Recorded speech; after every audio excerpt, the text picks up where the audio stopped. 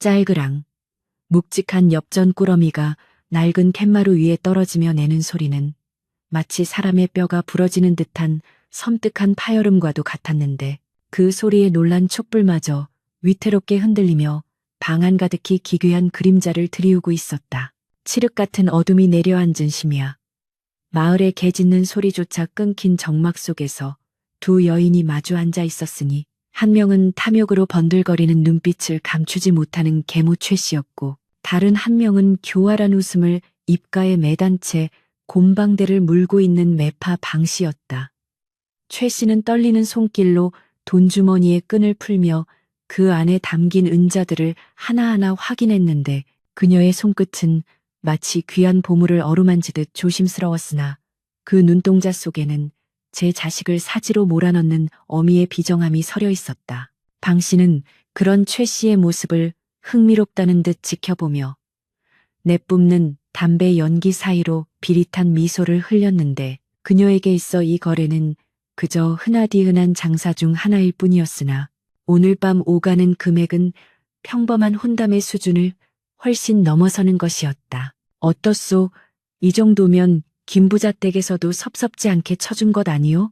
그 댁 아들이 비록 모자라긴 해도 곳간에 쌀이 썩어날 정도로 부유하니 댁의 딸려내게도 그리 나쁜 팔자는 아닐 것이요. 매파 방씨가 곰방대를 툭툭 털며 건넨 말에는 은근한 조롱과 떠보는 기색이 섞여 있었으나 최 씨는 돈주머니에서 눈을 떼지 않은 채 고개를 끄덕이며 입맛을 다셨다. 최 씨의 머릿속에는 이미 이 돈으로 사들일 비단 옷감과 그동안 밀린 빚을 청산하고도 남을 전답들이 춤을 추고 있었기에 전처 소생인 연하가 겪게 될 고초 따위는 안중에도 없었다.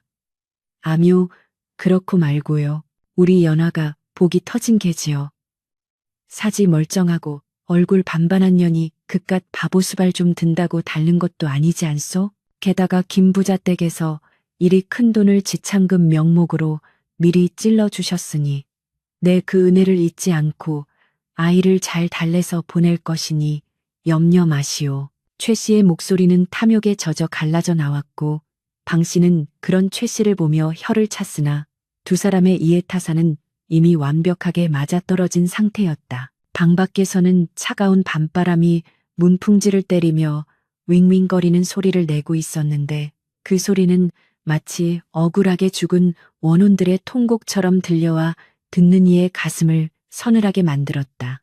건넌방에서는 다듬이질 소리가 규칙적으로 들려오고 있었는데 그것은 연화가 늦은 밤까지 잠들지 못하고 밀린 빨래를 손질하는 소리였다. 탁탁탁 다듬이 방망이가 천을 두드리는 소리는 마치 연화의 불안한 심장 박동처럼 들려왔고 그녀는 이마에 맺힌 땀을 훔치며 가늘게 한숨을 내쉬었다. 18 꽃다운 나이, 마을에서 제일 가는 절색이라 칭송받는 연하였으나 그녀의 손은 고된 가사 노동으로 인해 거칠어져 있었고 낡은 무명 저고리는 그녀의 가냘픈 어깨를 감싸기에는 턱없이 얇아 보였다. 연하는 문득 가슴 한구석이 옥죄어 오는 듯한 불길함을 느꼈는데 이는 안방에서 들려오는 낮은 말소리와 묘하게 겹쳐지며 그녀의 신경을 곤두세우게 했다. 최 씨는 매파방 씨를 돌려보낸 뒤 돈주머니를 장롱 깊숙한 곳에 숨겨두고는 짐짓 온화한 표정을 지으며 건넌방으로 향해 문을 열자 희미한 등잔 불빛 아래서 다듬이질을 하던 연화가 놀란 눈으로 고개를 들었는데 땀에 젖은 머리카락이 하얀 이마에 붙어있는 모습이 애처로우면서도 눈부시게 아름다웠다. 어머니, 아직 안 주무셨습니까? 제가 너무 시끄럽게 해드린 것은 아닌지요. 연화가 황급히 자리에서 일어나며 고개를 숙이자 최 씨는 평소의 표독스러운 눈매를 지우고 입가에 억지 미소를 띠며 연화의 손을 덥석 잡았다. 아니다, 아가. 이 늦은 밤까지 고생하는 네가 안쓰러워서 잠이 와야지. 내 너에게 줄 기쁜 소식이 있어 이리 왔다. 최 씨의 손은 따뜻했으나 연화는 그 온기에서 소름 끼치는 냉기를 느꼈고 본능적으로 뒤로 물러서고 싶은 충동을 억눌러야만 했다. 평소에는 눈만 마주쳐도 구박을 일삼던 계모가 이토록 다정하게 구는 것은 필시 심상치 않은 일이 벌어졌음을 의미했기 때문이다. 기쁜 소식이라니요. 소인이 감히 어머니의 깊은 뜻을 어찌 헤아리겠습니까마는 갑작스러운 말씀에 당황스럽습니다. 연화가 조심스럽게 묻자 최 씨는 연화의 어깨를 감싸 안으며 짐짓 감격스러운 목소리로 말을 이어갔다. 내 나이도 이제 홍기가 꽉 차지 않았느냐.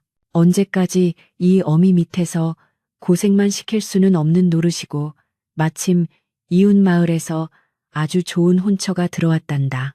집안 대대로 내려오는 재산이 어마어마해서 네가 시집만 가면 평생 손에 물 한 방울 묻히지 않고 호강하며 살 수 있는 자리란다. 최 씨의 말에 연화의 심장이 쿵하고 내려앉았는데 이웃 마을의 부자라는 말에서 불길한 예감이 스쳐 지나갔기 때문이다.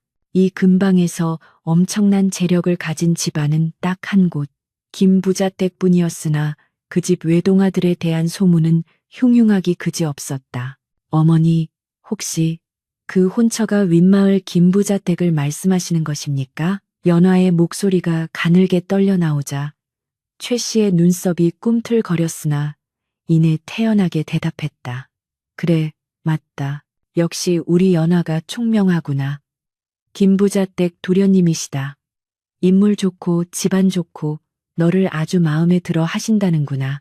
최 씨는 뻔뻔하게 거짓말을 늘어놓았으나 연화는 그 말 뒤에 숨겨진 추악한 진실을 이미 알고 있었다.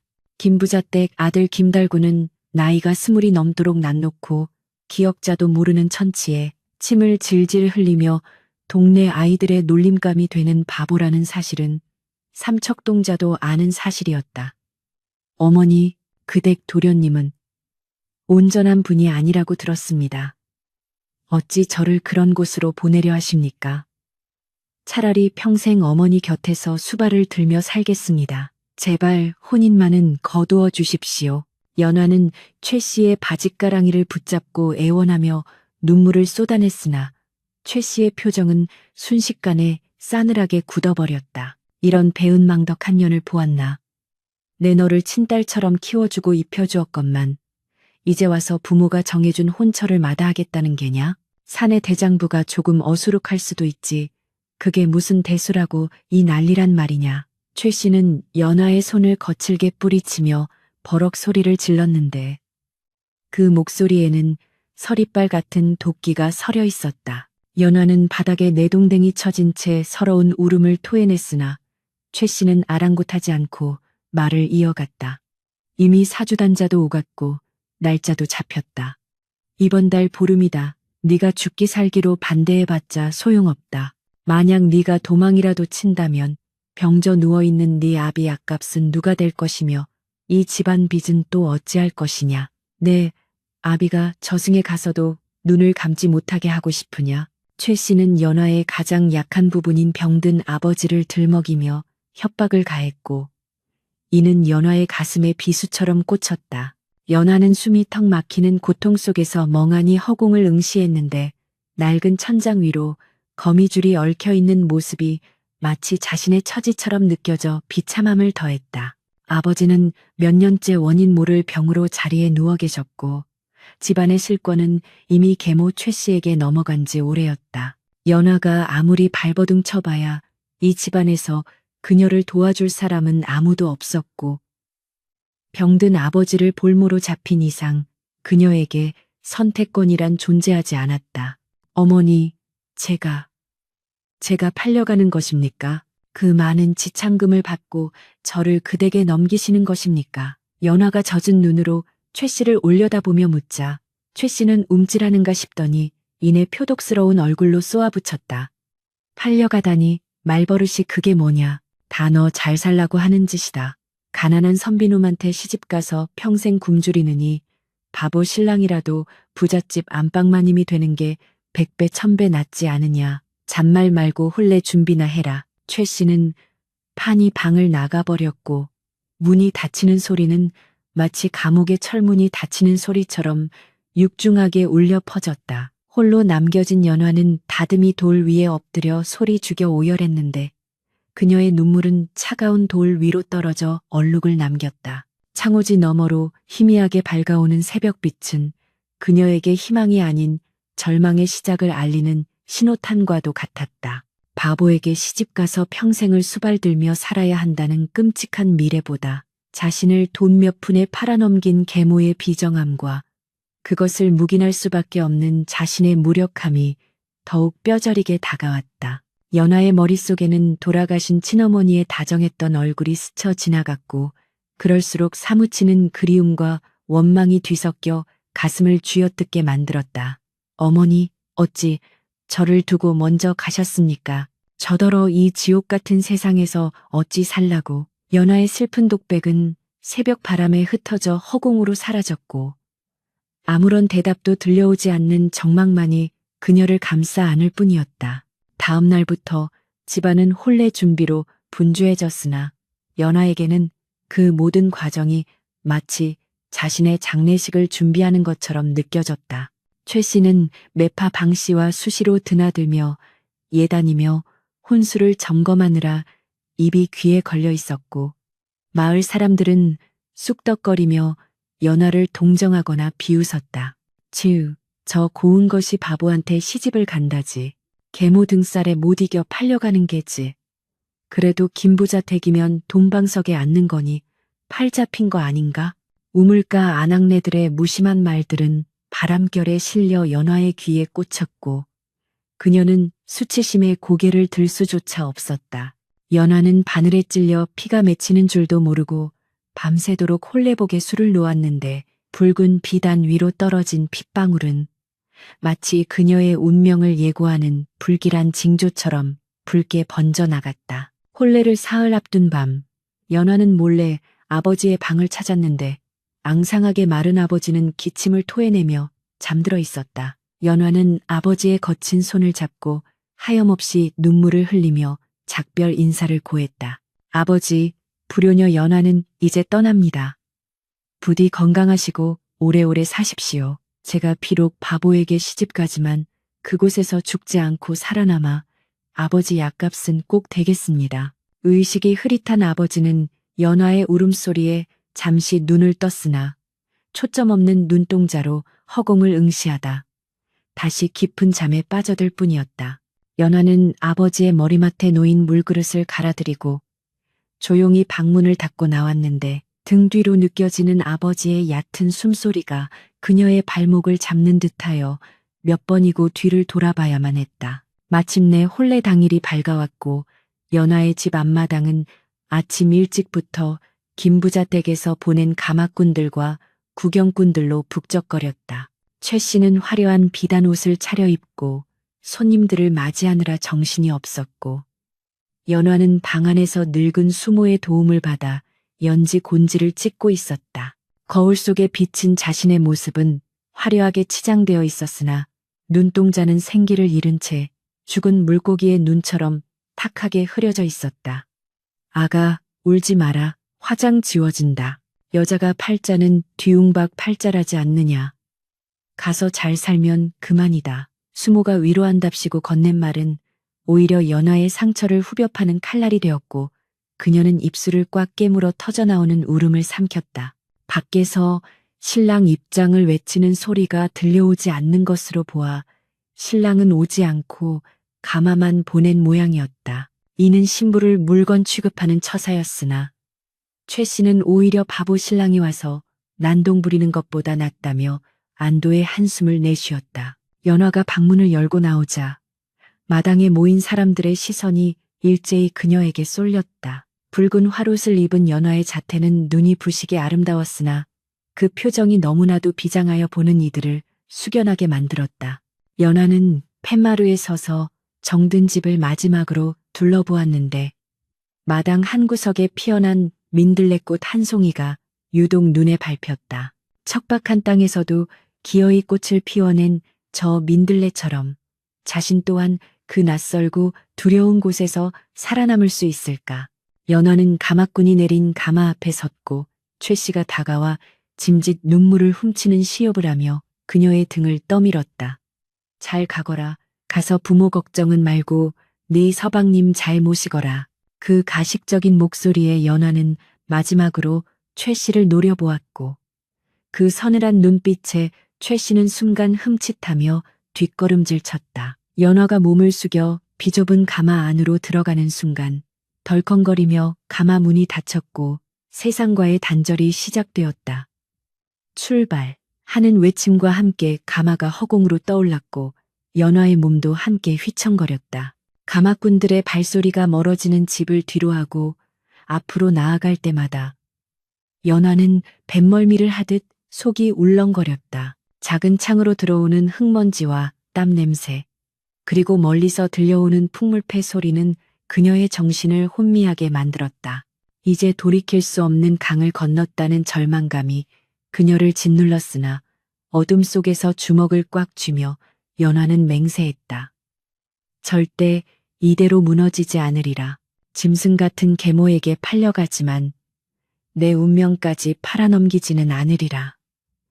꽃가마는 덜컹거리며 산길을 올랐고 연화의 앞날에는 짙은 안개만이 자욱하게 깔려 있었다. 기우뚱. 가마가 가파른 고갯길을 넘을 때마다 연화의 몸은 속수무책으로 쏠렸는데 그때마다 오장육부가 뒤틀리는 듯한 메스꺼움이 목구멍까지 차올랐다. 사방이 꽉 막힌 가마 안은 숨이 턱턱 막힐 정도로 비좁고 더웠으며 멀미와 긴장감으로 인해 식은땀이 등줄기를 타고 흘러내려 겹겹이 껴입은 홀레복을 축축하게 적시고 있었다. 가마꾼들의 거친 숨소리와 서로 주고받는 음담패설이 얇은 가마벽을 뚫고 들어와 연화의 귀를 어지럽혔는데 그들은 이 혼사가 얼마나 기가 막힌 구경거리인지 떠들어대며 낄낄거렸다. 어이, 김서방, 이번 신부는 천하일색이라며 그 바보 도련님이 밤일이나 제대로 치를 수 있을라나 모르겠네.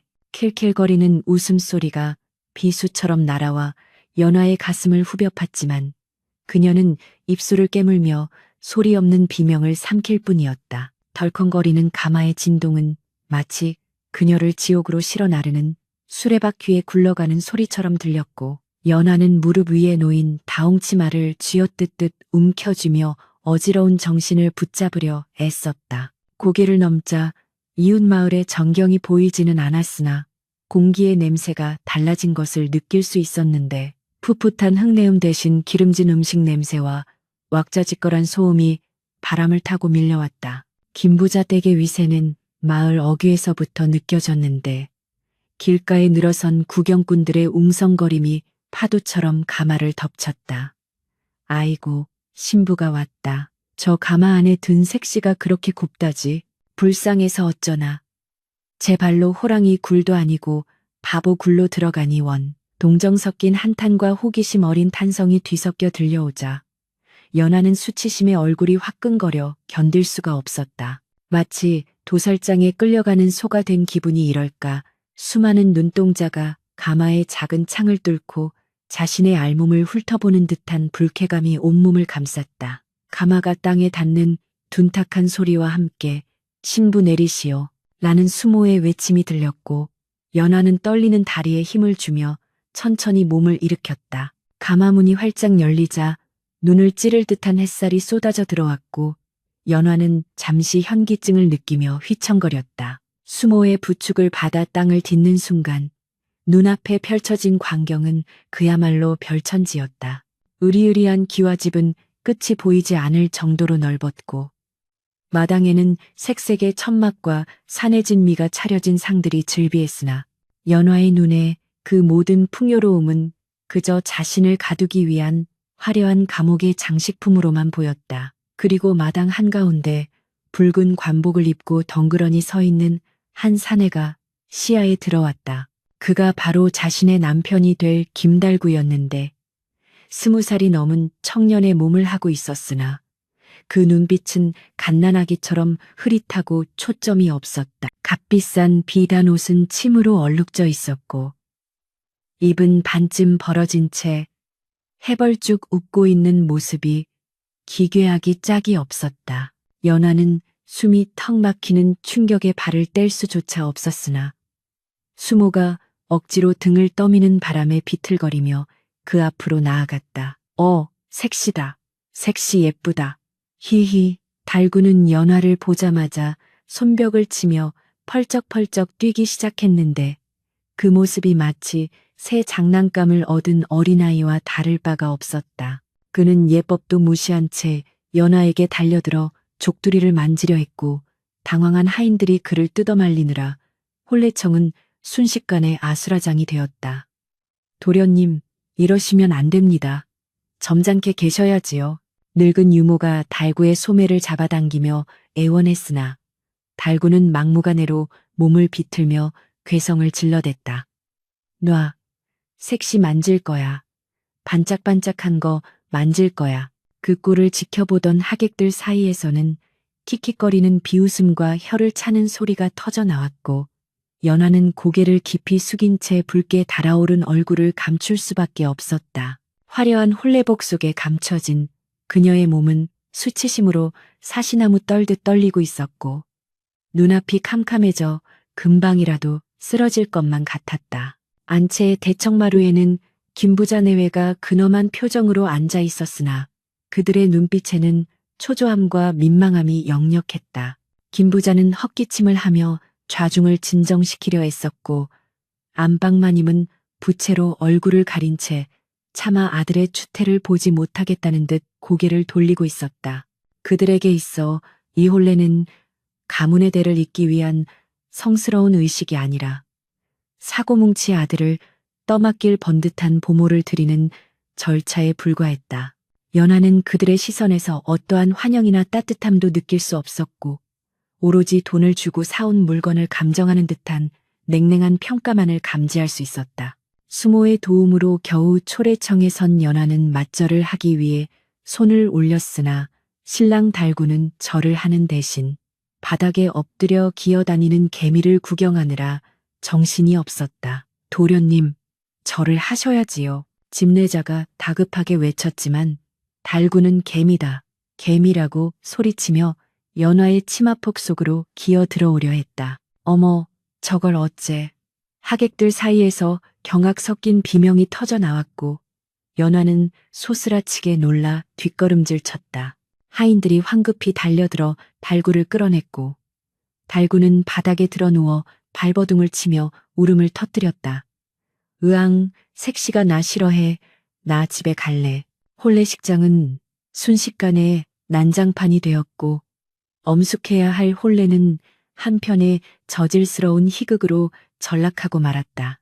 연하는 멍하니 서서 울부짖는 신랑을 내려다보았는데 그 순간 마음속에서 무언가가 툭 하고 끊어지는 소리가 들렸다. 이것이 내 운명이란 말인가? 저런 반편이와 평생을 살을 맞대고 살아야 한단 말인가? 눈물이 왈칵 쏟아지려 했으나 연하는 입술을 깨물어 피를 내며 필사적으로 참아냈다. 여기서 울음을 터뜨린다면 저들의 조롱거리가 될 뿐이다. 죽더라도 내 자존심만은 지키리라. 그녀는 차갑게 식은 눈으로 소동을 바라보며 돌처럼 굳어 있었다. 우여곡절 끝에 혼례식이 끝나고 연화는 신방으로 꾸며진 별채로 안내되었다. 방 안은 온갖 귀한 자개장과 비단 이불로 화려하게 장식되어 있었으나 그 공기는 무덤 속처럼 차갑고 적막했다. 수모와 하녀들이 물러가고 홀로 남겨진 연화는 무거운 족두리를 벗어 내려놓고 거울 앞에 앉았다. 거울 속에 비친 자신의 얼굴은 창백하게 질려 있었고 짙은 화장은 눈물 자국으로 얼룩져 흉물스럽게 보였다. 그때 문 밖에서 하녀들이 쑥덕거리는 소리가 들려왔다. 세아 씨도 참 박복하시지. 저런 얼굴로 왜 이런 집에 팔려왔을까? 돈 때문이지 뭐긴 뭐야. 계모가 지참금을 얼마나 챙겼는지 알아? 논열 맞이기에 황소 2마리 값을 받아갔다더라. 하녀들의 말은 연화의 가슴에 확인 사살을 하는 화살과도 같았다. 자신이 짐작했던 것보다 훨씬 더 큰 대가가 오갔다는 사실. 그리고 자신이 그저 가축처럼 거래되었다는 사실이 명백해지는 순간이었다. 연화는 떨리는 손으로 소매 속에 숨겨둔 작은 은장도를 만지작거렸다. 차라리 이대로 목숨을 끊어버릴까 하는 극단적인 생각이 머릿속을 스쳤다. 이 치욕을 견디며 사느니 깨끗하게 죽는 것이 나을지도 모른다는 유혹이 달콤하게 속삭였다. 하지만 그때 병든 아버지의 얼굴이 눈앞에 아른거렸다. 내가 죽으면 아버지는 누가 돌본단 말인가? 연화는 은장도를 다시 품속 깊이 찔러 넣으며 흐느꼈다. 죽을 용기조차 없는 자신의 처지가 한심스러웠으나 살아야 할 이유가 너무나도 명확했기에 그녀는 무너질 수 없었다. 밤이 깊어지자 밖에서 왁자지껄한 소리와 함께 발소리가 가까워졌다.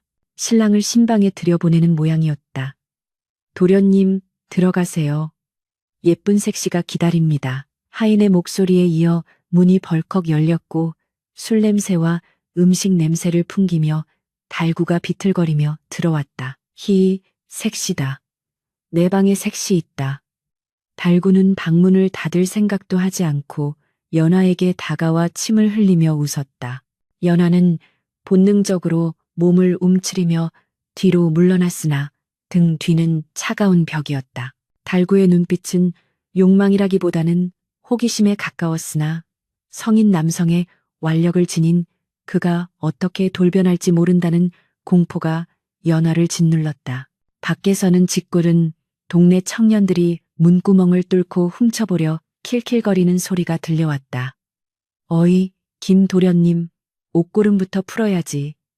불 끄는 거 잊지 말고. 저속한 농담들이 쏟아지는 가운데 연화는 촛불 하나에 의지한 채 짐승 같은 세상과 마주하고 있었다. 달구는 연화의 화려한 옷에 달린 놀이개를 신기한 듯 만지작거리더니 갑자기 연화의 손목을 덥석 잡았다. 그의 손은 축축하고 뜨거웠으며 그 힘은 생각보다 강했다. 색시야, 나랑 놀자. 응? 나랑 쎄쎄쎄 하자. 달구의 엉뚱한 말에 연화는 잠시 멍해졌으나 잡힌 손목을 뿌리치기 위해 안간힘을 썼다. 도련님, 이러지 마십시오. 밤이 늦었습니다. 주무셔야지요. 연화가 떨리는 목소리로 달래려 했으나 달구는 막무가내였다. 싫어. 안 잘 거야. 엄마가 색시랑 놀라고 했어. 아기가 생긴다고 했어. 달구는 아이처럼 떼를 쓰며 연화의 몸을 껴안으려 달려들었다. 연화는 비명을 지르며 그를 밀쳐냈고 달구는 중심을 잃고 요강에 걸려 넘어지며 요란한 소리를 냈다. 으앙, 아파. 색시가 때렸어. 달구가 큰 소리로 울기 시작하자 문 밖에서 엿듣던 사람들이 웅성거리기 시작했다. 뭐야? 싸우나 봐. 바보가 색시한테 맞았나 본데. 연화는 공포와 당혹감으로 심장이 터질 것만 같았다. 첫날 밤부터 소박을 맞거나 쫓겨날지도 모른다는 두려움. 그리고 이 통제불능의 사내를 어떻게 다루어야 할지 막막함이 쓰나미처럼 밀려왔다. 그러나 연화는 주저앉아 울고만 있을 수 없었다. 그녀는 숨을 깊이 들이마시며 흐트러진 옷매무새를 가다듬고 바닥에 뒹굴며 울고 있는 달구를 향해 다가갔다. 비록 바보라 손가락질 받는 사내였으나 이제는 자신의 지압이었다. 그를 다스리지 못하면 이 집안에서 자신의 자리는 없었다. 연화는 공포를 억누르고 어머니가 어린 동생을 달래듯 부드럽지만 단호한 목소리로 입을 열었다. 도련님, 뚝 그치십시오. 사내 대장부가 이깟 일로 울면 밖에서 사람들이 흉을 봅니다. 연화의 목소리에 달구는 울음을 뚝 그치고 젖은 눈으로 그녀를 올려다보았다. 그 눈동자 속에는 두려움과 혼란, 그리고 타인에게 받아보지 못한 관심에 대한 갈구가 섞여 있었다. 연화는 그 눈빛에서 묘한 연민을 느꼈다. 어쩌면 이 사내도 자신처럼 부모의 욕심과 세상의 편견 속에 갇힌 피해자가 아닐까 하는 생각이 스쳤다. 저기, 색시 화났어? 달구가 조심스럽게 물으며 코를 훌쩍거렸다. 연화는 손수건을 꺼내 그의 콧물을 닦아주며 고개를 저었다. 아닙니다. 화나지 않았습니다. 다만 우리는 부부이니 서로 예의를 지켜야 합니다. 도련님이 착하게 구시면 저도 잘해드릴 것입니다. 연화의 손길이 닿자 달구는 기분이 좋아진 듯 배시시 웃었다. 응, 나 착해. 나 엄마 말 잘 들어. 달구는 단순했다. 그리고 그 단순함이 연화에게는 일말의 희망으로 다가왔다. 어쩌면, 아주 어쩌면 이 사내를 가르치고 변화시킬 수 있을지도 모른다는 희망이었다. 밖에 소라는 잦아들고 깊은 밤의 정적만이 두 사람을 감싸고 있었다. 연화는 촛불 심지를 돋우며 결심했다. 이 지옥 같은 현실을 도망치는 대신 정면으로 마주하여 자신의 것으로 만들겠노라고. 밤새도록 연화는 잠들지 못하고 달구의 잠든 얼굴을 지켜보았다. 입을 벌리고 코를 골며 자는 그의 모습은 영락없는 철부지 아이였다. 화려한 홀레복을 벗어던지고 하얀 소복 차림으로 앉아있는 연화의 그림자가 벽에 길게 드리워졌다.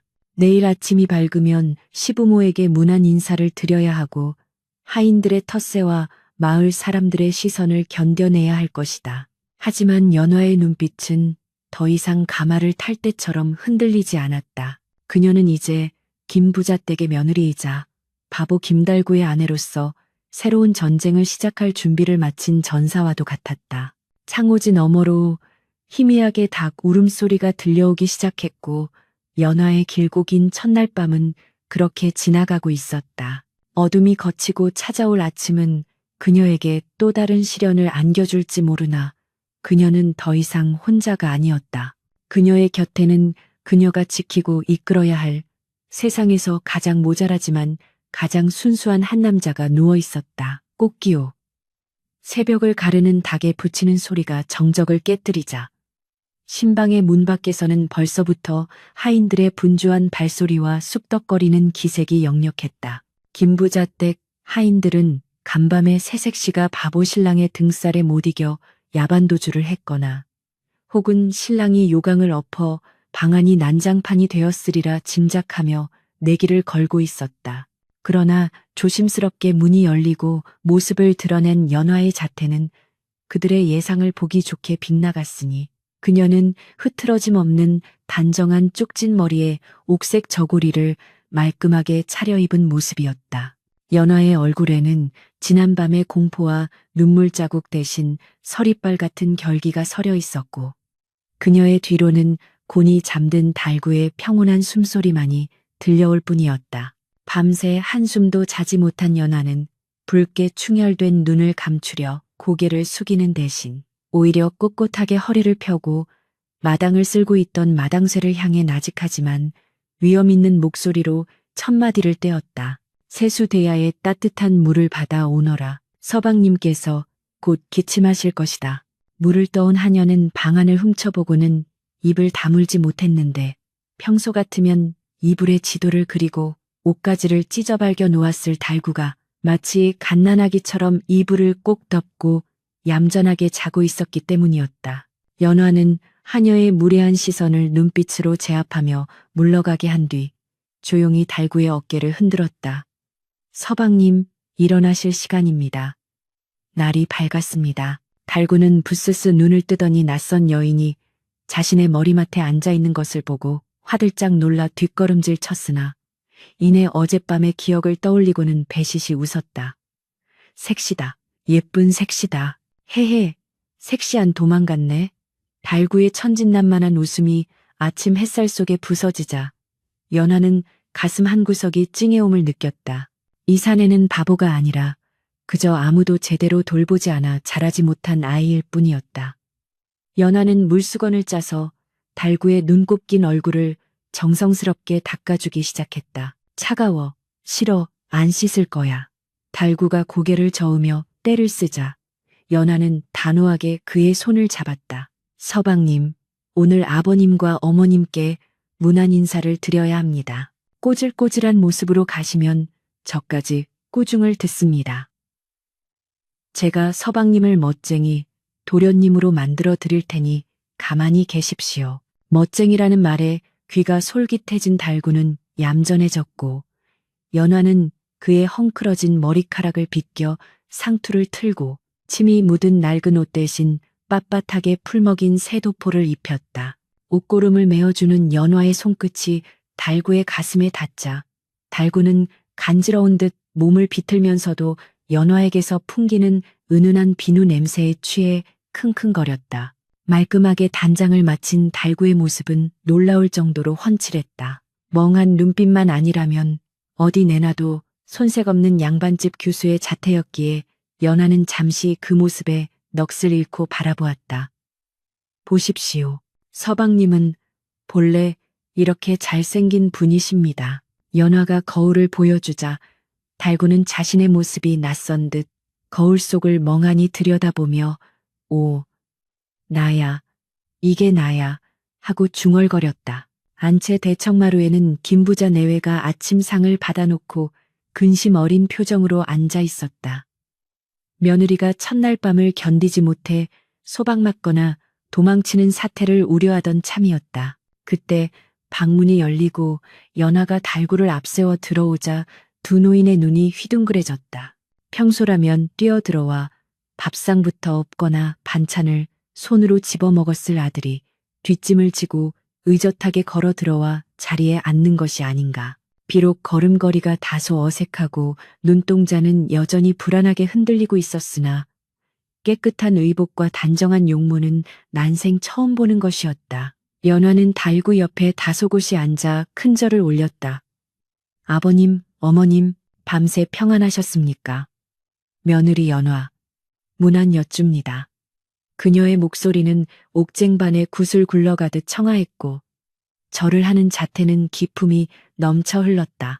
김부자는 들고 있던 숟가락을 떨어뜨릴 뻔하며 입을 딱 벌렸고 안방마님 최씨 시어머니는 믿기지 않는다는 듯 눈을 비볐다. 이게 꿈이냐 생시냐. 우리 달구가. 절이 멀쩡해 보이다니. 김부자의 떨리는 목소리에 연화는 미소 지으며 대답했다. 서방님께서는 본래 심성이 곱고 맑은 분이십니다. 조금만 곁에서 도와드리면 금방 배우실 것입니다. 연화는 식사 시간 내내 달구의 숟가락 위에 반찬을 올려주며 흘리지 않고 먹도록 조용히 코치했다. 달구가 손으로 잡채를 집으려 할 때마다 연화가 눈짓을 주면 달구는 흠칫하며 다시 숟가락을 들었다. 이는 아침에 나오기 전 연화가 손으로 드시면 오늘 밤 재미있는 옛날 이야기는 없습니다. 라고 엄포를 놓았기 때문이었다. 기적과도 같은 아침 식사가 끝나고 김 부자는 감격에 겨워 눈시울을 붉혔다. 네가 복덩이로구나. 내 죽기 전에 우리 달구가 사람 굿이라는 꼴을 볼 수 있을지 모르겠다만 내 덕분에 희망이 보인다. 시부모의 인정은 연화에게 큰 힘이 되었으나 그녀는 이것이 시작에 불과함을 알고 있었다. 집안 곳곳에는 그녀를 경계하는 눈초리들이 숨어 있었기 때문이었다. 식사를 마친 후 연화는 집안을 둘러보겠다며 밖으로 나왔다. 김부자 댁은 겉보기엔 화려했으나 속을 들여다보니 기강이 무너져 썩어가고 있었다. 주인인 김부자는 늙고 병약했고 안방마님은 아들 걱정에만 매달려 살림을 놓은 지 오래였다. 그 틈을 타 하인들은 주인 없는 집처럼 굴고 있었다. 곡간 열쇠를 준 마름 집사. 배 씨는 거만하게 뒷짐을 지고 하인들을 부리고 있었는데 새 며느리인 연화를 보고도 고개만 까닥할 뿐 제대로 된 예를 갖추지 않았다. 아이고, 새 아씨께서 살림을 뭐 아시겠습니까? 그냥 안방에서 수만 놓으시지요. 바깥일은 제가 다 알아서 합니다. 배 씨의 말투에는 노골적인 무시가 깔려 있었다. 가난한 집에서 팔려온 며느리 주제에 감히 내 영역을 침범하려느냐는 경고였다. 연화는 치밀어 오르는 모욕감을 눌러 참으며 차분하게 대꾸했다. 아버님께서 제게 집안일을 익히라 하셨네. 자네가 고생이 많은 줄은 알지만 나도 알아야 도리가 아니겠는가. 그때였다. 뒤따라오던 달구가 갑자기 곡간 쪽을 가리키며 소리를 질렀다. 쥐다, 왕쥐다, 쌀 먹는다. 찍찍. 달구의 갑작스러운 고함에 배 씨는 화들짝 놀라며 얼굴이 사색이 되었다. 도련님, 또 무슨 헛소리를 하십니까? 쥐라니요. 신성한 곡간에 배 씨가 손사래를 치며 달구를 쫓아내려 하자 달구는 더욱 흥분하여 방방 뛰었다. 아냐, 밤에 봤어. 배불뚝이 쥐가 쌀가마니 들고 갔어. 3개. 사람들은 그저 바보의 헛소리라 치부하고 웃어넘기려 했으나 연화의 귀에는 3개라는 숫자가 꽂혔다. 달구는 평소 숫자 세는 것을 좋아했고 기억력이 비상할 정도로 좋다는 것을 연화는 아침에 옷을 갈아입히며 눈치챘던 터였다. 연화는 달구의 말이 단순한 헛소리가 아님을 직감했다. 그녀는 날카로운 눈빛으로 배 씨를 쏘아보았다. 배 씨의 이마에 식은땀이 송골송골 맺혀 있었다. 마름, 곡간 문을 열어보게. 서방님께서 저리 말씀하시니 확인을 해봐야겠네. 연화의 서늘한 명령에 배 씨는 당황하며 말을 더듬었다. 아, 아니 아씨. 도련님께서 헛것을 보신 게 하루 이틀도 아니고 지금 열쇠가 제게 없습니다. 나중에 당장 열어라. 연화의 목소리가 마당을 쩌렁하게 울렸다. 평소에 조신한 모습은 온데간데 없고 마치 장군과도 같은 기백이 서려 있어 하인들은 모두 숨을 죽였다. 쭈뼛거리며 배씨가 곡간 문을 열자 쌀가마니들이 쌓여 있었으나 어딘가 비어 보였다. 연화는 장부를 가져오게 하여 쌀가마니 수를 하나하나 세기 시작했다. 숨막히는 침묵 속에서 연화의 셈이 끝났고 그녀는 장부를 탁 덮으며 배씨를 노려보았다. 장부에는 150가마라 적혀 있는데 어찌 147가마뿐인가. 정확히 3가마가 비는구나. 달구의 말대로 정확히 3가마가 비어 있었다. 하인들 사이에서 경악의 탄성이 터져 나왔고 배씨는 털썩 무릎을 꿇었다. 아, 아씨, 그것이 아니오라. 쥐가 파먹어서 3가마니를 파먹는 쥐가 자네인가? 이 집안의 쌀을 갉아먹는 왕쥐가 바로 자네였단 말인가? 연화의 호통에 배씨는 아무 말도 하지 못하고 벌벌 떨었다. 연화는 이 기회를 놓치지 않았다. 그녀는 모든 하인들이 보는 앞에서 배씨의 죄를 엄중히 묻고 그동안의 횡령을 낱낱이 조사하겠다고 선포했다. 그리고 멍하니 서 있는 달구의 손을 꼭 잡고 사람들 앞에 세웠다. 보아라, 너희들이 바보라 무시하던 서방님께서 이 집안의 도둑을 잡으셨다. 서방님은 바보가 아니라 너희들의 추악한 짓을 다 지켜보고 계셨던 것이다. 앞으로 서방님을 능멸하거나 기만하는 자는 내가 용서치 않을 것이다. 연화의 선언은 김부자 댁의 공기를 뒤바꿔 놓았다. 하인들은 두려움에 떨며 머리를 조아렸고 달구는 영문도 모른 채 사람들이 자신에게 절을 하자 기분이 좋아 해벌쭉 웃었다. 하지만 그 웃음은 예전의 바보 같은 웃음과는 달랐다. 그것은 연화라는 든든한 방패를 얻은 자의 안도감 섞인 웃음이었다. 연화는 달구를 바라보며 마음속으로 다짐했다. 그래, 당신은 나의 무기이자 방패가 될 것입니다. 사람들이 당신의 입을 빌려 진실을 말하게 하고 나는 당신의 뒤에서 이 집안을 장악할 것입니다. 그날 밤 연화는 달구에게 칭찬으로 약과를 물려주며 글자를 가르치기 시작했다. 이것은 하늘천입니다. 따라 해보십시오. 달구는 오물오물 약과를 씹으며 하, 늘, 천 하고 따라했다. 놀랍게도 그는 연화가 가르쳐준 글자를 스펀지처럼 빨아들였다. 그는 바보가 아니라 누구도 가르쳐주지 않아 다쳐버린 천재였을지도 모른다는 생각에 연화의 가슴이 두근거렸다. 달구와의 수업이 깊어갈 무렵 연화는 촛불 아래서 달구의 눈을 들여다보았다. 서방님, 우리는 한 배를 탔습니다. 제가 서방님을 지켜드릴 테니 서방님도 저를 믿고 따라오셔야 합니다. 아시겠습니까? 달구는 진지해진 연화의 표정을 보더니 고개를 끄덕이며 연화의 손을 자신의 볼에 비볐다. 응, 색시 좋아. 색시 말 들을래. 왕지 잡아서 좋아. 그의 따뜻한 체온이 손바닥을 통해 전해져 오자 연화는 처음으로 이 낯선 집에서 외로움이 걷히는 것을 느꼈다. 밖에서는 가을바람이 불어와 낙엽 구르는 소리를 냈지만 신방 안은 두 사람의 열기로 훈훈했다. 이제 연화는 더 이상 팔려온 희생양도 가련한 며느리도 아니었다. 그녀는 잠든 사자의 코털을 건드려 깨우고 그 사자의 등에 올라타 세상을 호령할 준비를 마친 조련사였다. 그러나 그 평화도 잠시 탐욕에 눈이 먼 계모 최 씨가 김부자 댁의 담장을 기웃거리고 있다는 사실을 연화는 아직 알지 못했다. 쾅쾅쾅 고요하던 김부자 댁의 대문을 부술듯이 두드리는 소리가 적막한 오후의 공기를 찢어 밝혔는데 그 소리에는 다분히 의도적인 행패와 숨길 수 없는 탐욕이 잔뜩 묻어 있었다. 문지기가 황급히 달려나가 빗장을 풀자 찬바람과 함께 들이닥친 것은 다름 아닌 연화의 계모 최 씨와 매파 방 씨였으니 그들의 얼굴에는 먹잇감을 노리는 승냥이 같은 비릿한 살기가 감돌고 있었다. 최 씨는 대문이 열리기 무섭게 마당으로 들어서며 대성통곡을 하기 시작했는데 눈물 한 방울 나오지 않는 건조한 눈을 비비며 내지르는 그 곡소리는 듣는 이의 귀를 의심케 할 만큼 가식적이고 역겨운 것이었다. 아이고, 내 딸 연아야. 이 애미가 왔다. 벙어리 냉가슴 앓듯 시집보낸 내 새끼가 죽었는지 살았는지 소식 한 장 없으니 이 애미 속이 숙검정이 되어 찾아왔다. 흑흑.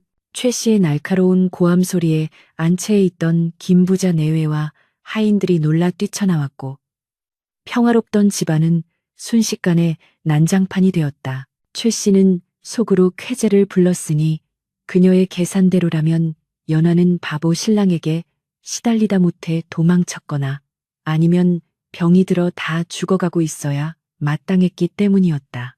그렇게 되면 혼수 문제와 위자료를 빌미로 김부자 댁의 곳간을 한 번 더 털어낼 심산이었다. 이게 무슨 행패인가. 사돈어른 채통을 지키시오.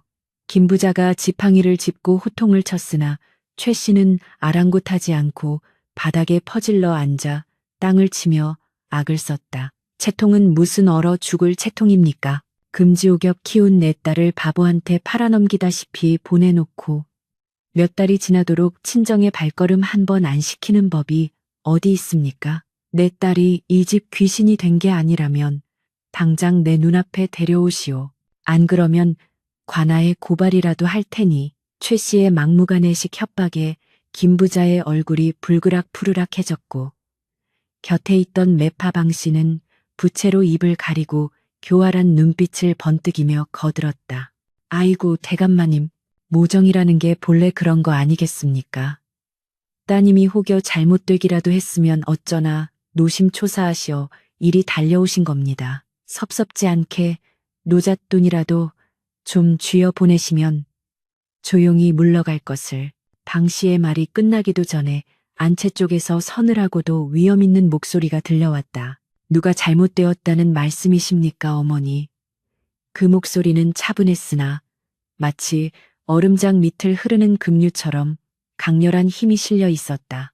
마당에 모인 사람들의 시선이 일제히 안채로 쏠렸고 그곳에는 믿을 수 없는 광경이 펼쳐져 있었다. 연하가 화려하지만 기품 있는 비단 한복을 입고 머리에는 옥비녀를 꽂은 채 꼿꼿하게 서 있었던 것이다. 그녀의 곁에는 바보라 손가락질 받던 김달구가 훤칠한 키에 갓을 쓰고 의젓하게 서서 연하의 손을 꼭 잡고 있었다.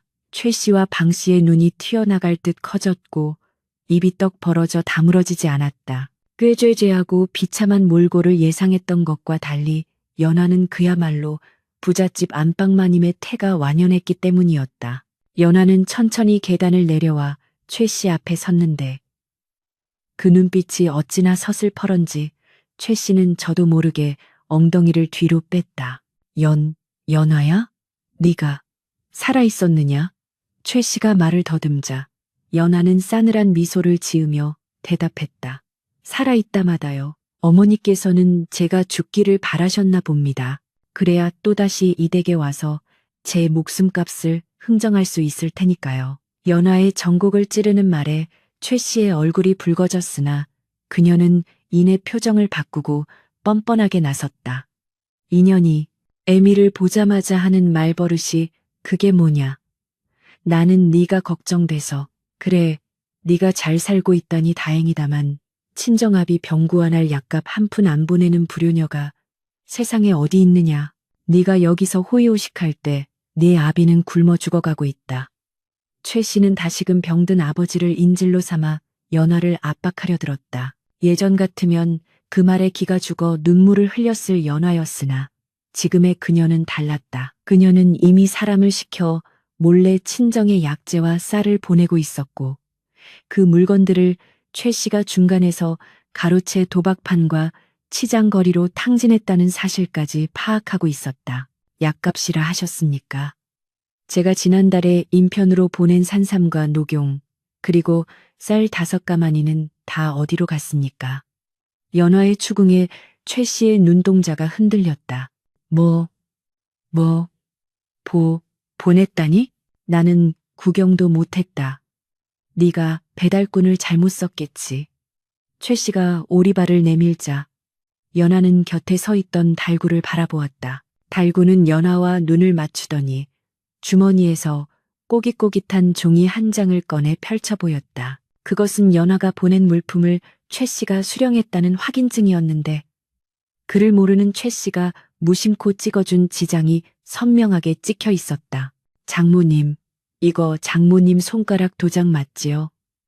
제가 시장통에서 봤습니다. 장모님이 쌀 팔아서 비단 옷 사고 엿 사먹는 거 봤습니다. 달구가 또박또박 그러나 어린아이처럼 순진한 말투로 말하자 최 씨는 소스라치게 놀랐다. 바보인 줄만 알았던 사위가 자신의 비리를 낱낱이 고발하고 있는 것이었다. 이 바보 녀석이 어디서 감히.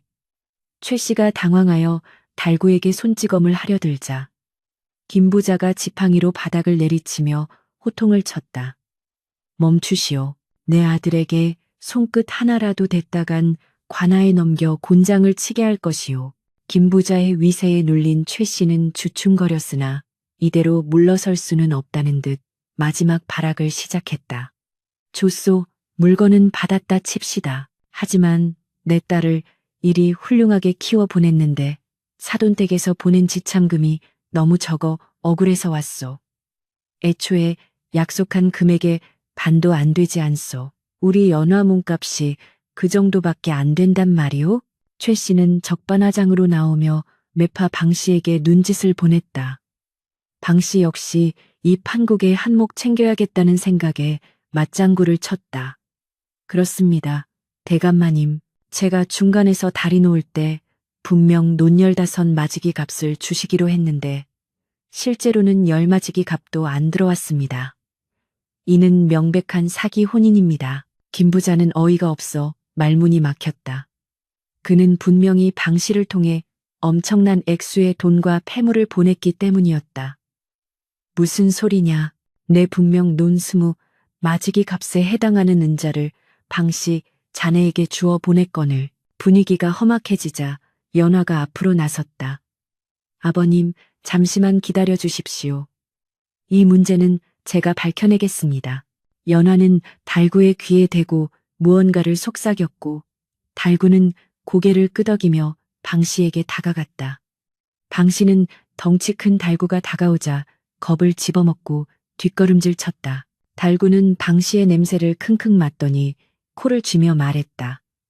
아이 냄새나, 돈 냄새나, 할머니 치마 속에서 짤그랑 소리나. 달구의 말에 사람들의 시선이 방 씨의 불룩한 치마폭으로 향했다. 방 씨가 당황하여 치마를 감싸 쥐려 할 때 달구가 순식간에 그녀의 허리춤에 매달려 있던 큼지막한 주머니를 낚아챘다. 이게 뭐야? 무거워. 달구가 주머니를 흔들자 묵직한 금부치들이 부딪히는 소리가 요란하게 났다. 연화가 그 주머니를 받아들어 내용물을 쏟아내자 바닥에 쏟아진 것은 김부자 댁 문양이 새겨진 은수저 세트와 금가락지, 그리고 최 씨가 숨겨두었던 엽전 꾸러미들이었다. 그것은 김 부자가 보낸 예물 중 일부였고 방 씨와 최 씨가 착복하여 숨겨둔 작물임이 명백했다. 아니, 이건 내가 시집 올 때 어머니께 드리고 온 예물이 아닙니까? 어찌하여 매파 아주머니가 이것을 가지고 계십니까? 연화의 날카로운 질문에 방 씨는 얼굴이 사색이 되어 털썩 주저앉았다. 최 씨 역시 다리가 풀려 비틀거렸다. 두 사람의 공모관계가 만천하에 드러나는 순간이었다. 최 씨는 지참금의 대부분을 가로채고도 모자라 연화가 시댁에서 쫓겨날 것을 대비해 남은 예물까지 방 씨에게 맡겨두고 야금야금 빼쓰고 있었던 것이다. 이 도둑년들이. 김 부자는 분노하여 몸을 떨었다. 내 며느리를 물건 취급하여 팔아먹고 그것도 모자라 내 집안 재산까지 탐내다니. 여봐라. 당장 인연들을 포박하여 관하로 끌고 가라. 사기죄와 절도죄로 엄벌에 처하게 할 것이다. 하인들이 우르르 달려들어 최 씨와 방 씨를 결박하자 최 씨는 바닥을 기며 연화의 치맛자락을 붙잡고 애원하기 시작했다. 연화야, 연화야, 내가 잘못했다. 한 번만 용서해다오. 그래도 내가 널 키운 애미 아니냐. 내 아비를 봐서라도 제발. 최 씨의 비굴한 목소리에 연화는 잠시 흔들리는 듯했으나 이내 그녀의 눈빛은 다시 차가워졌다. 그녀는 자신의 치맛자락을 잡은 최 씨의 손을 천천히 그러나 단호하게 떼어냈다. 어머니, 아니 최 씨, 아주머니. 당신은 나를 딸로 생각한 적이 단 한 번이라도 있었습니까? 내가 추운 겨울날 찬물에 손이 트도록 빨래를 할 때, 내가 배가 고파 부엌 아궁이 앞에서 올 때, 당신은 나를 쳐다보기나 했습니까? 당신이 나를 이 댁에 팔아넘긴 그 순간, 우리의 인연은 이미 끊어졌습니다. 연화의 목소리는 떨리고 있었지만 그 안에 담긴 슬픔과 분노는 주변을 숙연하게 만들었다. 나는 이제 김부자 댁의 며느리 김연화입니다. 내 아버지는 내가 모실 것이니 당신은 지은 죄에 대한 벌을 달게 받으십시오. 연화의 매몰찬 선언에 최 씨는 절망적인 비명을 질렀고 하인들에게 질질 끌려 대문 밖으로 쫓겨났다. 방 씨 역시 머리채가 헝클어진 채 끌려나가며 자신의 탐욕을 저주했다. 소란이 가라앉고 마당에는 다시 정적이 찾아왔다. 김 부자는 상기된 얼굴로 며느리를 바라보며 말했다. 아가, 네가 참으로 큰일을 했다. 네 덕분에 집안의 우환을 덜어냈구나. 내 너를 진정한 내 딸로 여기겠다. 시어머니 역시 눈물을 글썽이며 연화의 손을 잡았다. 미안하다. 내가 너를 오해하고 짐작만으로 의심했었구나. 이리 귀한 며느리가 들어온 줄도 모르고. 연화는 시부모님께 깊이 고개를 숙였다. 과찬이십니다. 저는 그저 제 자리를 지키고 서방님을 지키려 했을 뿐입니다. 그때 곁에 있던 달구가 연화의 소매를 잡아당겼다. 색시야, 나 잘했어? 나 나쁜 할머니 쫓아냈어? 달구의 눈빛은 칭찬을 갈구하는 강아지처럼 초롱초롱했다. 연화는 빙그레 웃으며 달구의 머리를 쓰다듬어 주었다. 네, 서방님. 서방님이 제일 잘하셨습니다. 서방님 덕분에 제가 살았습니다. 연화의 칭찬에 달구는 세상을 다 가진 듯 기뻐하며 마당을 뛰어다녔다. 만세, 색시가 나 칭찬했다. 나 이제 바보 아니다. 대장이다. 달구의 해맑은 웃음소리가 마당 가득 울려 퍼지자 김부자 내외도 하인들도 모두 덩달아 웃음을 터뜨렸다. 그것은 오랫동안 잊고 지냈던 진정한 가족의 웃음소리였다. 연화는 그 모습을 바라보며 비로소 긴장이 풀리는 것을 느꼈다. 지옥 같았던 과거와의 고리는 끊어졌고 이제 그녀 앞에는 자신이 직접 일구어갈 새로운 미래가 펼쳐져 있었다. 하지만 그녀는 알고 있었다. 진정한 승리는 악인을 벌하는 것에서 끝나는 것이 아니라 상처 입은 마음을 치유하고 무너진 것을 다시 세우는 과정에 있다는 것을. 그날 밤 연화는 달구와 나란히 누워 천장을 바라보았다. 서방님, 이제 우리는 진짜 부부입니다. 아무도 우리를 갈라놓을 수 없습니다. 연화의 말에 달구는 웅얼거리며 대답했다. 응, 부부, 좋아. 색시랑 평생 같이 밥 먹고 같이 자고. 좋아. 달구는 연화의 손을 꼭 잡고 잠이 들었고 연화는 맞잡은 손에서 전해오는 온기를 느끼며 조용히 눈을 감았다. 창밖에는 초겨울에 매서운 바람이 불고 있었지만 방 안은 그 어느 때보다 따뜻하고 평온했다. 폭풍우가 지나간 자리에 비로소 단단한 뿌리가 내리듯 두 사람의 운명은 이제 뗄 수 없는 하나가 되어 깊어가고 있었다. 하지만 이야기의 끝은 아직 맺어지지 않았으니 착한 이들에게 내려질 하늘의 진정한 보상이 기다리고 있었다. 세월은 유수와 같아 어느덧 김부자택 마당에 세 번의 봄이 찾아왔고 앙상했던 매화나무 가지에는 다시금 흐드러지게 꽃망울이 터져 그 그윽한 향기가 담장을 넘어온 마을을 뒤덮고 있었다. 3년이라는 시간은 강산도 변하게 한다지만 김부자 댁에 일어난 변화는 가히 개벽이라 할 만큼 놀라운 것이었으니 한때 웃음기 없이 적막하고 하인들의 기강이 무너져 쇠락해가던 집안은 이제 활기와 풍요가 넘쳐 흐르는 명문가로 거듭나 있었다. 이 모든 변화의 중심에는 연하가 있었는데 그녀는 더 이상 수줍음 타던 새색시가 아니라 집안의 대소사를 쥐락펴락하는 실질적인 안주인이 되어 있었다. 이른 아침부터 연하의 낭낭한 목소리가 안채를 울리면 게으름을 피우던 하인들은 벌떡 일어나 각자의 위치로 달려갔고 곳간에는 쌀가마니가 천장에 닿을 듯 쌓여 쥐새끼 한 마리 얼씬할 틈이 없었다. 연하는 병약했던 시부모님을 지극정성으로 봉양하여 건강을 되찾게 해드렸고 친정 아버지 또한 김부자 댁에 별채로 모셔와 임종을 지킬 때까지 편안히 모셨으니 그녀의 효심과 덕망은 인근 고을에까지 자자하게 퍼져 칭송이 끊이지 않았다. 가장 놀라운 변화는 다름 아닌 연화의 남편 김달구에게서 일어났는데 그는 더 이상 동네 아이들에게 돌을 맞으며 도망 다니던 바보가 아니었다.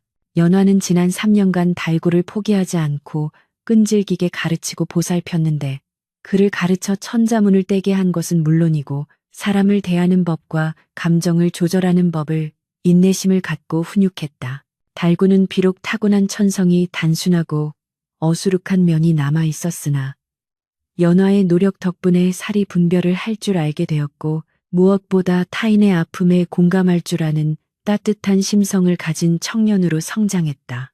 이제 마을 사람들은 그를 바보 달구라 부르지 않고 어진 도련님이라 불렀는데 이는 그가 소작인들의 어려움을 귀담아 듣고 연화에게 알려 흉년이 든 해에는 소작료를 감면해 주도록 돕는 등 그 순수한 마음씨가 사람들을 감동시켰기 때문이었다. 달구는 여전히 연화 앞에서는 어리광을 부리는 아이 같았지만 밖에서는 제법 의젓하게 뒷짐을 지고 논밭을 둘러보는 모습이 영락없는 대감마님의 자태였다. 어느 화창한 봄날 김부자 댁 대문 앞에는 남루한 옷차림의 거지노파 하나가 쭈그리고 앉아 구걸을 하고 있었는데 헝클어진 머리카락 사이로 보이는 얼굴은 병색이 완연하고 눈빛은 매타여 마치 산송장과도 같았다.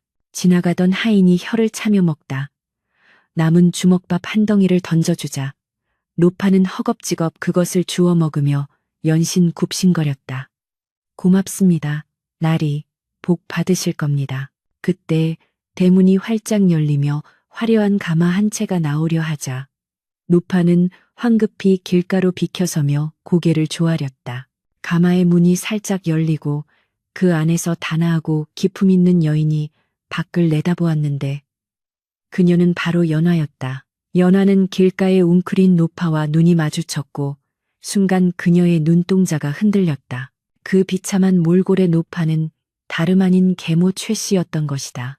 관아에서 곤장을 맞고 쫓겨난 후 숨겨둔 재산마저 모두 관아에 몰수당하고 오갈 데 없는 신세가 되어 떠돌다 병까지 얻어 구걸을 하는 처지로 전락한 것이었다. 최 씨 또한 비단 옷을 입은 귀부인이 자신이 팔아넘긴 연화라는 사실을 알아보고는 주먹밥을 든 손을 부들부들 떨며 입을 벙긋거렸다.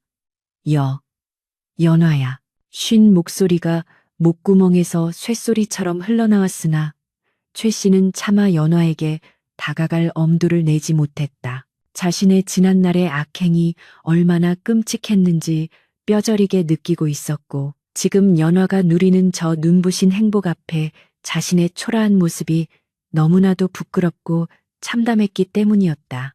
연화는 잠시 가마를 멈추게 하고 최 씨를 응시했으나 가마에서 내리지는 않았다. 대신 옆에 있던 하녀에게 조용히 무언가를 지시했다. 하녀는 엽전 두 꾸러미와 떡이 담긴 보자기를 들고 가서 최 씨 앞에 내려놓았다. 아씨께서 적선하시는 것이니 받으시오. 그리고 다시는 이 집 근처에 얼씬도 하지 마시오. 하녀의 차가운 말에 최 씨는 엽전 꾸러미를 끌어안고 땅바닥에 머리를 처박으며 오열했다.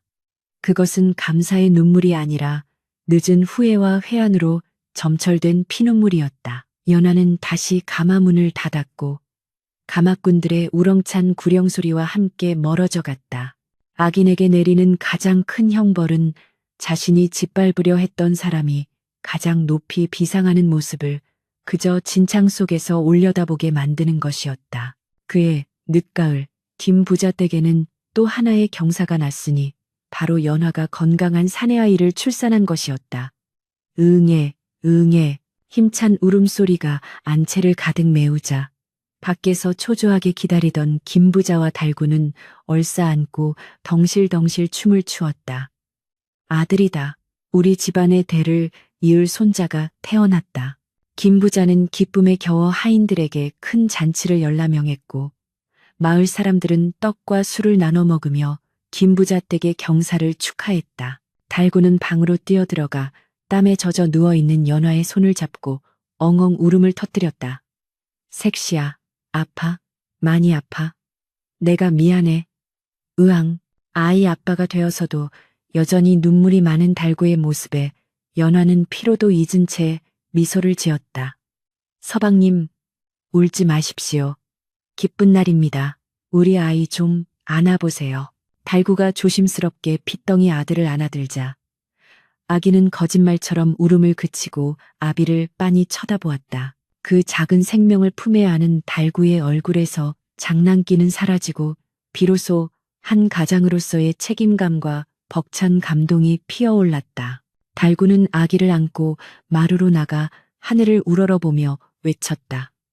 나는 바보다. 하지만 내 아들은 똑똑하게 키울 거다. 색시말 잘 듣고 공부도 열심히 시켜서 정승판서 만들 거다. 달구의 엉뚱하지만 진심 어린 외침에 마당에 모인 사람들은 폭소를 터뜨리면서도 박수를 보냈다. 사람들은 이제 그를 비웃는 것이 아니라 그의 순박함과 가정에 대한 사랑을 진심으로 존경하고 있었다. 그날 밤 잔치가 끝나고 모두가 잠든 시각, 연화는 아이를 재우고 달구와 나란히 앉아 차를 마셨다. 창호지 문 밖에는 첫눈이 소복이 쌓이고 있었고 방 안은 화로의 온기로 따뜻했다. 달구는 찻잔을 만지작거리다가 불쑥품에서 무언가를 꺼내 연화에게 건넸다. 그것은 서툰 솜씨로 깎아 만든 나무 비녀였다. 이게 무엇입니까, 서방님? 연화가 묻자 달구는 쑥스러운 듯 머리를 긁적였다. 장터 대장장이 아저씨한테 배웠어.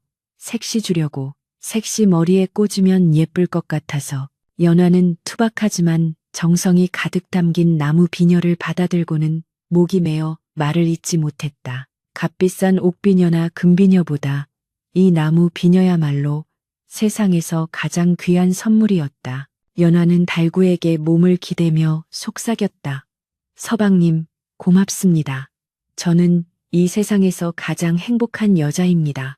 달구는 연화의 어깨를 감싸 안으며 씩 웃었다. 나도 행복해. 색시가 있어서, 우리 아기가 있어서. 나 이제 바보 아니지. 연화는 고개를 저으며 달구의 눈을 깊이 들여다보았다. 서방님은 한 번도 바보였던 적이 없습니다. 남들보다 조금 더 깨끗한 마음을 가졌을 뿐입니다. 그 깨끗한 마음이 저를 살리고 이 집안을 살렸습니다. 연화는 지난 날을 회상했다. 계모의 탐욕에 의해 팔려오던 그 칠흑 같던 밤. 절망의 구렁텅이에서 만난 것은 무시무시한 괴물이 아니라 세상의 때가 묻지 않은 순백의 영혼이었다.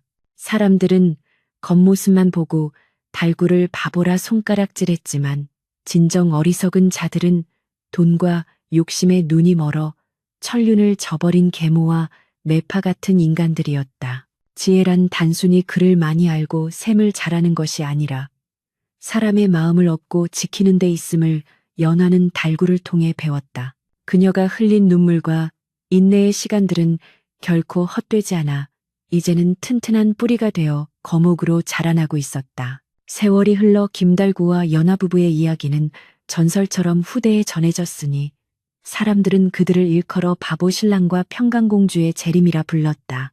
김부자 댁은 대대로 번창하여 많은 학자와 덕망 있는 인재들을 배출했는데 그 후손들은 항상 조상인 달구의 순수함과 연화의 지혜를 가훈으로 삼아 겸손하고 베푸는 삶을 살았다고 한다. 어느 맑은 날 백발이 성성한 노부부가 된 달구와 연화가 마루에 앉아 손자들의 재롱을 지켜보고 있었다.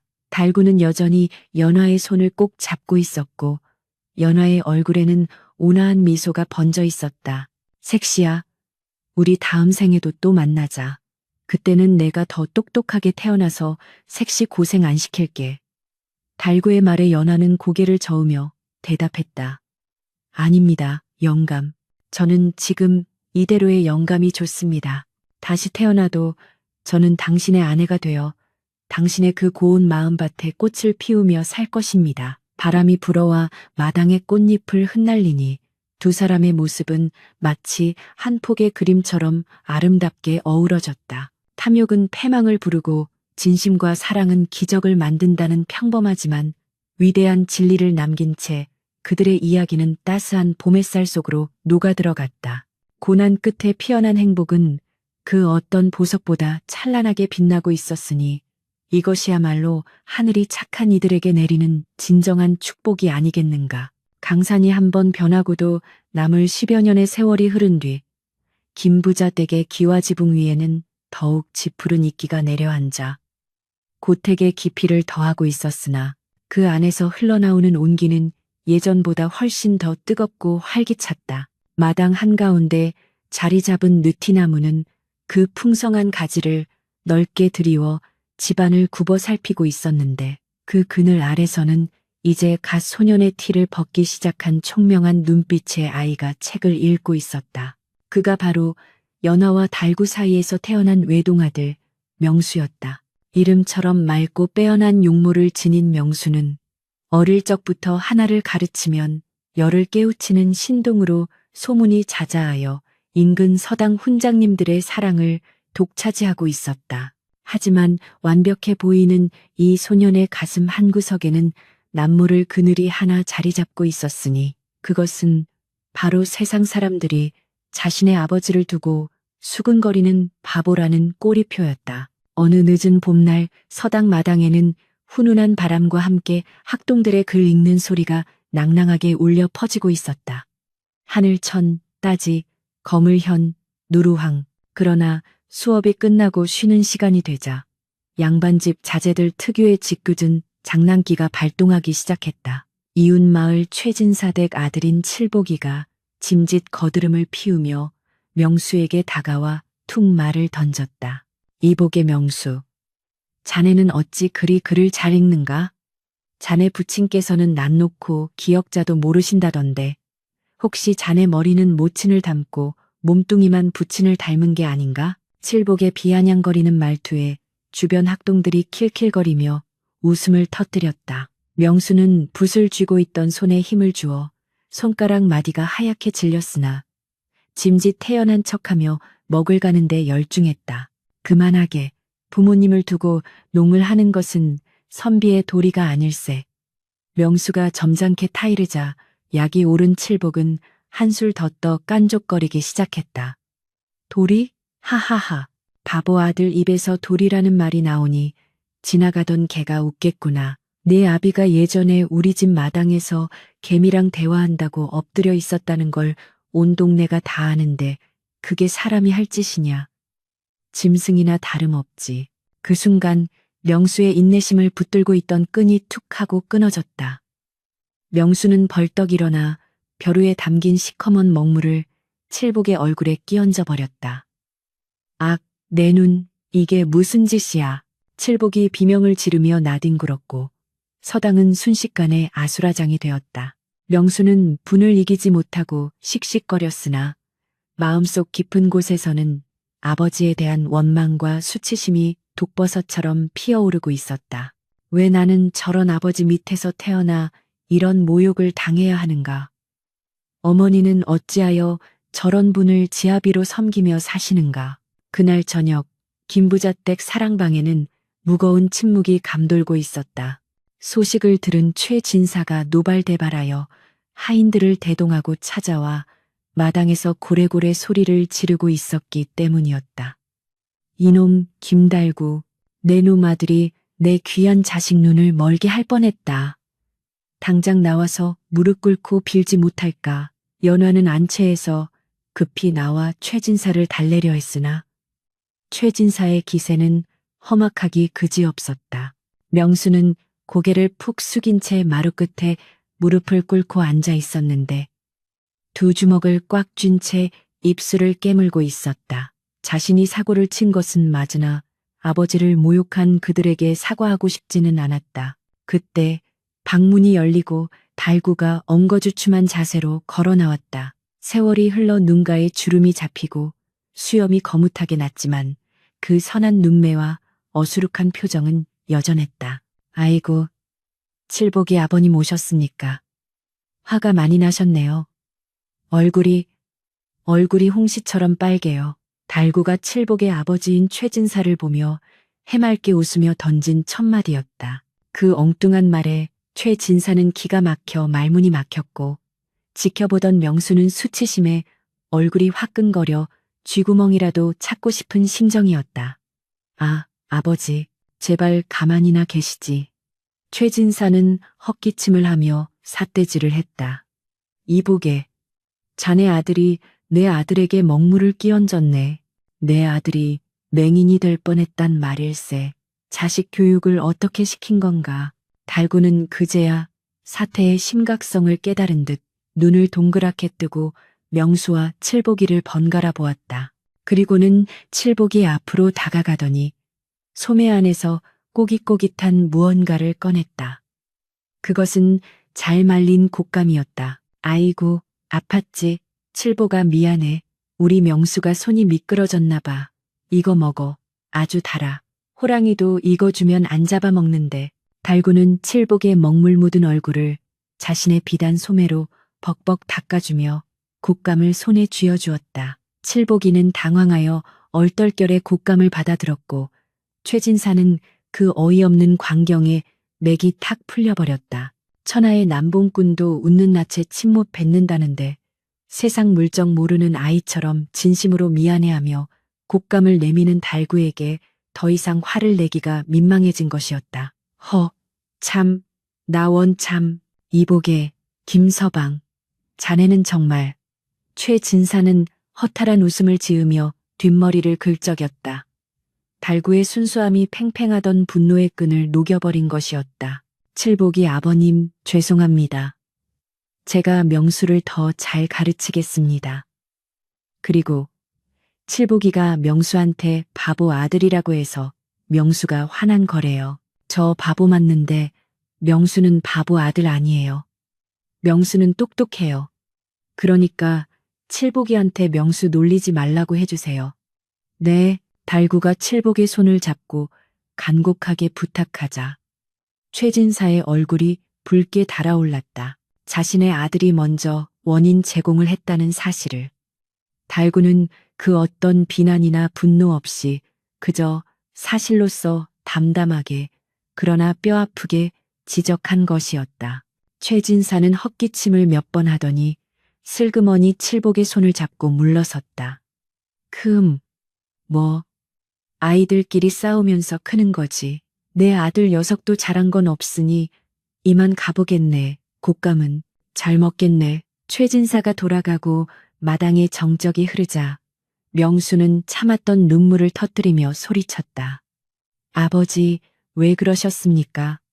왜 바보처럼 곶감을 주며 비굴하게 구십니까? 차라리 호통을 치시지 왜 나 바보 맞다고 인정하십니까? 저는 아버지가 너무 창피합니다. 명수는 자리를 박차고 일어나 밖으로 뛰쳐나가려 했다. 그때 연화의 단호한 목소리가 명수의 발길을 잡았다. 명수야, 거기 서라. 연화는 한 번도 본 적 없는 엄한 표정으로 아들을 불러세웠다. 달구는 놀란 명수를 보며 어쩔 줄 몰라 발을 동동 굴렀다. 색시야, 명수 혼내지 마. 명수, 마음 아파서 그래. 연화는 달구를 잠시 물리고 명수를 데리고 뒤뜰 정자로 향했다. 달빛이 은은하게 비치는 정자에서 연화는 명수를 마주 앉혔다. 명수야, 너는 아버지가 부끄러우냐? 명수는 입술을 삐죽이며 대답하지 않았다. 연화는 한숨을 내쉬며 밤하늘을 올려다보았다. 내 눈에는 아버지가 그저 셈을 못하고 체면을 모르는 바보로 보이느냐. 하지만 이 어미의 눈에는 세상에서 가장 지혜로운 분으로 보인다. 명수가 이해할 수 없다는 표정으로 연화를 쳐다보자 연화는 조용히 말을 이었다. 오늘 최진사 어른이 왜 그냥 돌아가셨는지 아느냐? 네가 먹물을 뿌린 것처럼 똑같이 화를 내고 맞서 싸웠다면 오늘 일은 관아까지 갔을 것이고 너는 씻을 수 없는 오점을 남겼을 것이다. 하지만 내 아버지는 상대방의 다친 마음을 진심이라는 열쇠로 여셨다. 자존심을 버리고 고개를 숙여 오히려 상대방을 부끄럽게 만드신 것이다. 그것이 진정한 용기요. 지혜가 아니면 무엇이겠느냐. 명수는 멍하니 연화의 말을 되새겼다. 아까 최진사가 붉어진 얼굴로 황급히 돌아가던 모습이 떠올랐다. 아버지의 엉뚱한 행동이 실은 가장 고도의 수가 되었음을 어린 명수는 미처 깨닫지 못했던 것이다. 세상 사람들은 겉모습만 보고 판단하지만 너는 아버지의 아들이 아니냐.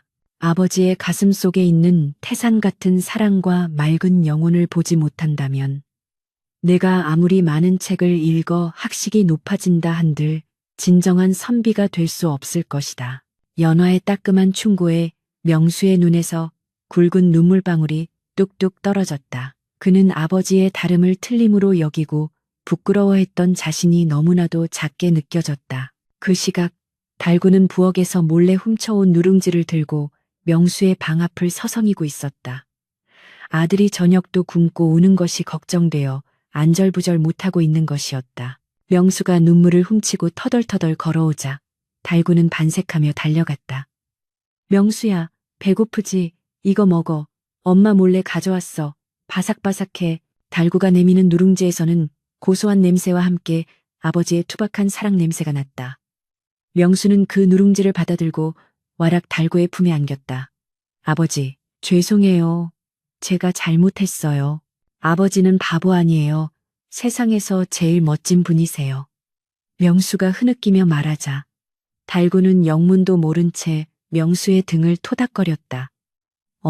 명수 왜 울어? 칠복이가 또 괴롭혔어. 내가 가서 혼내줄까? 아니요. 그냥 아버지가 좋아서요. 명수는 달구의 가슴에 얼굴을 묻고 펑펑 울었다. 달구는 그런 아들을 꼭 껴안으며 해에 웃었다. 나도 명수 좋아. 하늘만큼 땅만큼 좋아. 그 모습을 뒤에서 지켜보던 연화의 눈시울도 붉어졌다. 달구의 품은 넓고 따뜻해서 세상의 모든 시련과 편견을 막아주는 든든한 방패가 되어주고 있었다. 그날 밤 세 식구는 사랑방에 모여 앉아 달구가 가져온 누룽지를 나눠 먹었다. 이가 아프니 살살 녹여 드십시오.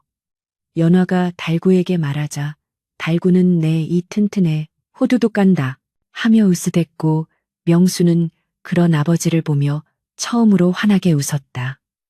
그 웃음에는 더 이상 그늘도 비웃음도 없었다.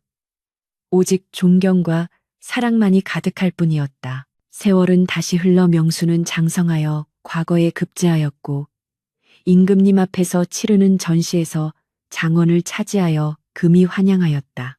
마을 어귀부터 풍물패가 울리고 김부자댁 대문 앞은 축하하러 온 인파로 인산인해를 이루었다. 명수는 붉은 관복을 입고 말에서 내려 늙은 부모님 앞에 큰 절을 올렸다. 백발이 성성한 연화와 이제는 허리가 조금 굽은 달구가 눈물범벅이 되어 아들을 맞이했다.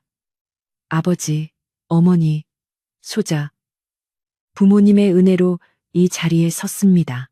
명수의 말에 달구는 쭈글쭈글해진 손으로 아들의 관복을 만지며 감격했다. 반짝반짝해. 우리 아들 별님 같아. 색시야. 우리 아들이 별님이 됐어. 명수는 사람들 앞에서 당당하게 달구의 손을 잡고 높이 치켜들었다.